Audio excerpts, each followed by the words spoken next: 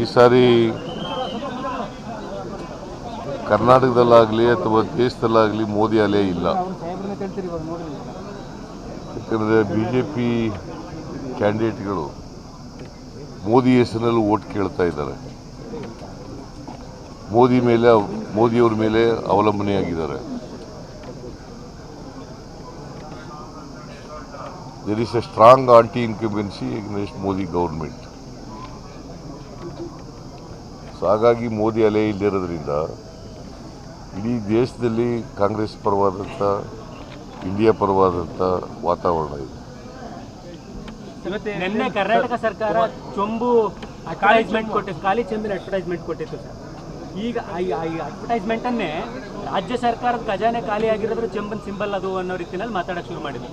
ಯಾರು? ಬಿಜೆಪಿ ಅವರು ಕುಮಾರಸ್ವಾಮಿ ಅವರು ಇವತ್ತು ಮಾತಾಡಿದ್ರು.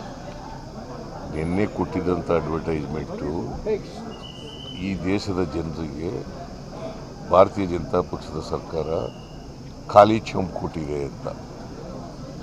ಖಾಲಿ ಚೆಂಬು ಕೊಟ್ಟಿದೆ, ಚೆಂಬು, ಖಾಲಿ ಚೆಂಬು. ಹಳ್ಳಿನಲ್ಲಿ ಕೈಗೆ ಚೆಂಬು ಕೊಟ್ಟರು ಅಂತನಲ್ವ, ಆ ಥರ ಇದನ್ನು ಮಾಡಿರ್ತಕ್ಕಂಥದ್ದು. ಈ ದೇಶದ ಜನರಿಗೆ 15 ಲಕ್ಷ ಕೊಟ್ಟರೆ ಎಲ್ರಿಗೂ ಆಗ್ತೀವಿ ಅಂತಂದ್ರಲ್ಲ ನರೇಂದ್ರ ಮೋದಿಯವರು. 100 ದಿನದಲ್ಲಿ 15 ಲಕ್ಷ ರೂಪಾಯಿ ವಿದೇಶದಿಂದ ಕಪ್ಪು ಹಣ ತಗೊಬಂದು ಹಾಕ್ತೀವಿ ಮಾಡಿದ್ರೆ, 2 ಕೋಟಿ ಉದ್ಯೋಗ ಸೃಷ್ಟಿ ಮಾಡಿದ್ರೆ, ರೈತರ ಆದಾಯ ಡಬಲ್ ಮಾಡಿದ್ರೆ, ಒಳ್ಳೆಯ ದಿನಗಳು ಬಂದುವ, ಅಚ್ಚೇ ದಿನ ಈಗ ಅಂತಂದ್ರು ಬಂತ. ಅದಕ್ಕೆ ಚೆಂಬು ಕೊಟ್ಟವ್ರೆ ಅಂತ ಹೇಳಿ